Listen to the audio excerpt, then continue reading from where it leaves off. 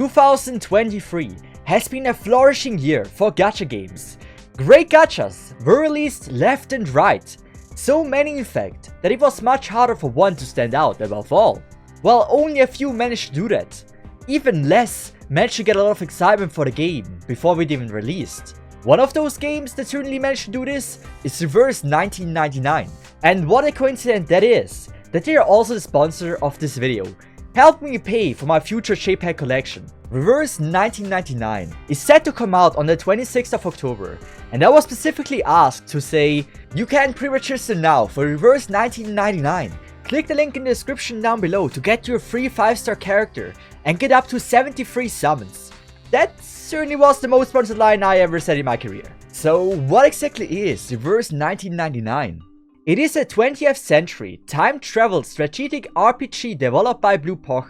While the open beta was out already a few months ago, the hype for the game has been ramping up each day the closer the release date gets. I myself was asked before if I would be interested in playing the game, and admittedly I was first skeptical when I heard about the game being a new hype gacha game. I investigated it a bit more and realized that Reverse 1999 might truly be different than your average low effort cash grabbing gacha game. But instead of me trying to convince you that the game has a lot of potential, let's just look at a short clip from one of their trailers. You guys are also arcanists. Dry shite. He killed himself? Is it because the arcanist's blood is so dirty that he would rather die than go with you? Why do you hate humans so much?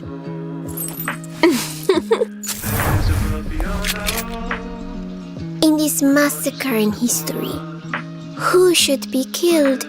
Human or arcanist? This is where I would usually cut the clip, but it would be a crime to not let you in about the amazing music this trailer has. The arcanists thou hast met, how are they? We have been deserted by the principles of this world.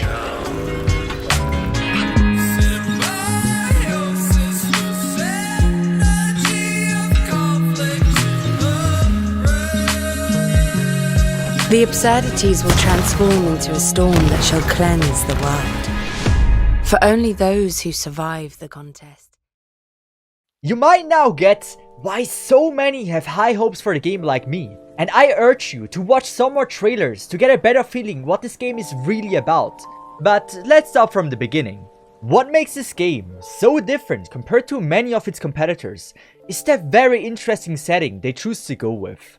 A place where natural-born spellcasters, known as anarchists, and regular human coexists, but the appearance of a catastrophic phenomenon changed everything. This would be known as the storm. It was no ordinary storm. The flow of time has become unraveled and is even flowing backwards. There is only one being immune to the effect of the storm. This is the role you will be playing in the story. This is the Timekeeper. It's an interesting premise for sure, especially with the countless different themes or places that could enact in the story, or maybe even include some references to real-life events. With the right atmosphere, even someone like me might find a lot of joy consuming the story. But as hinted, I am personally not someone who plays a gacha game for the story.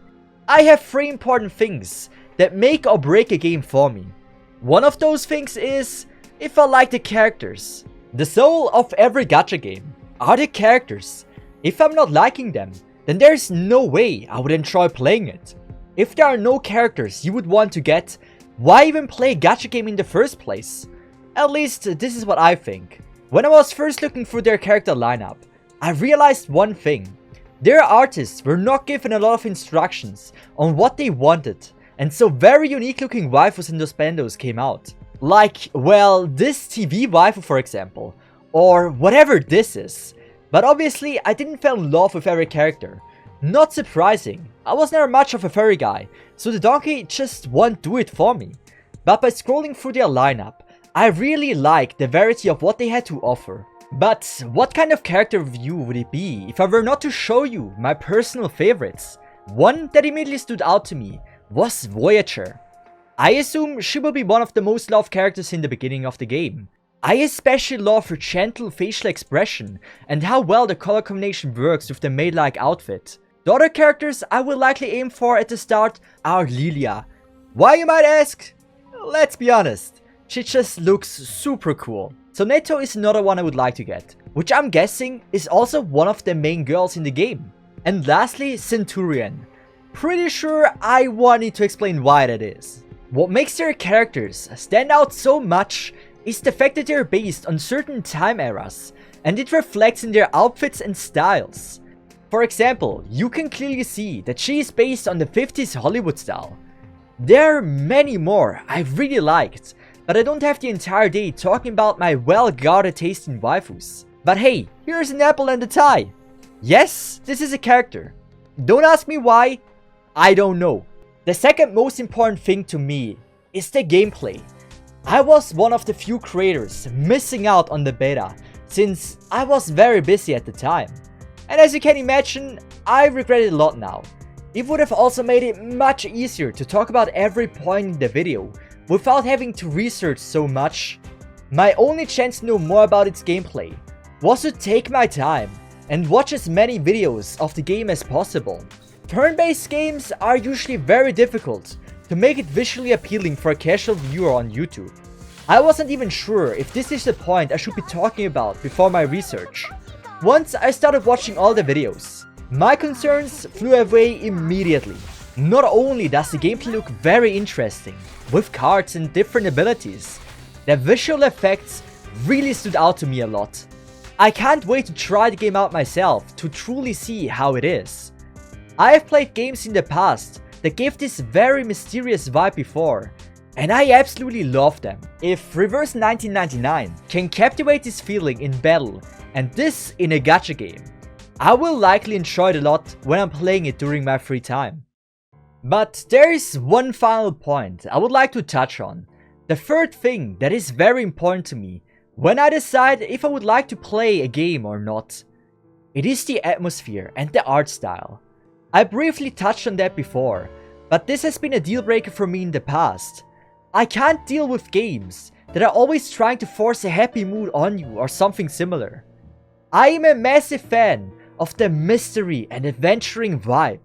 It's quite rare for games to nail that very atmosphere. Not every art style works well with that, and after watching the trailer for Reverse 1999, it might actually have a very good shot at that. And for that reason, it makes me very excited for the launch. Since the launch day is happening on the 26th of October, I haven't really had my first impression yet on how the game actually is, but the time I invested in researching the game and all the information I found made me at least very excited for the launch. But I really don't think, with the amount of passion the game has received from their developers, that it will flop. When I got the email from Reverse 1999 asking me if I would be interested in promoting their game, it was something I just couldn't say no to, based on what I had seen about it. I will be giving it a try on launch day on my stream. Not because I was asked to promote it, but because I'm genuinely intrigued by what the game has to offer, and if you want to give it a try as well. Again, there is a link for you to use in my description and top comments, so you can make yourself a picture of what the game has to offer. Also, there is 73 summons and the free 5-stars to claim as well. So why not? But with that said, I hope you enjoyed this video and thank you so much for watching. Bye bye, Sumasai, have a good one, and see ya.